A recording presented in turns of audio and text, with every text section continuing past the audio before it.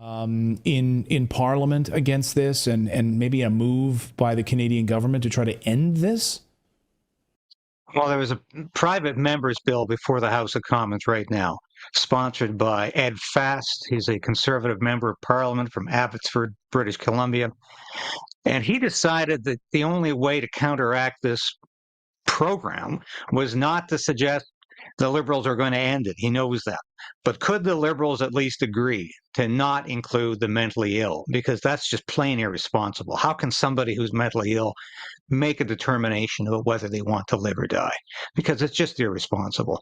And the Liberals are refusing to support that private member's bill because they're quite serious about going forth with this.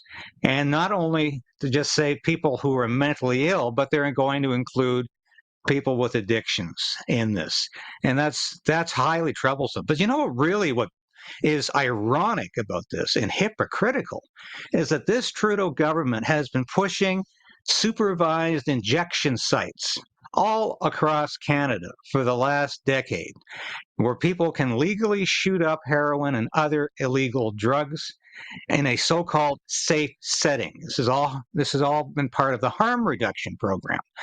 So while the Trudeau government says it's okay now for people with drug addictions to end their lives, they are creating addictions. They are creating more addictions by making it easier, by facilitating drug access. And they're giving away free drugs on the streets in places like Vancouver and Toronto.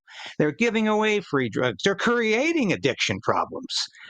So a lot of the harm reduction people who say, well, we want addicts to have safe access to drugs, even they are saying, well, this really isn't harm reduction at all.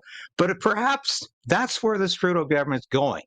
They really don't want anyone to go through less harm. They want to induce harm. And as far as I'm concerned, there's no safe level of ingesting heroin. There's no safe supervised injection site. They're all unsafe because the overdoses in British Columbia and Vancouver are skyrocketing because there are 4 injection sites in that city where addicts daily shoot up. And to say that this is saving lives is absolute insanity.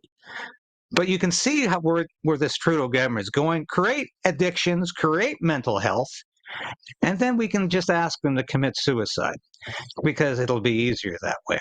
And that to me is horrific. And smacks of those people who worked in concentration camps and extermination camps during the Second World War. And I think it's absolutely abominable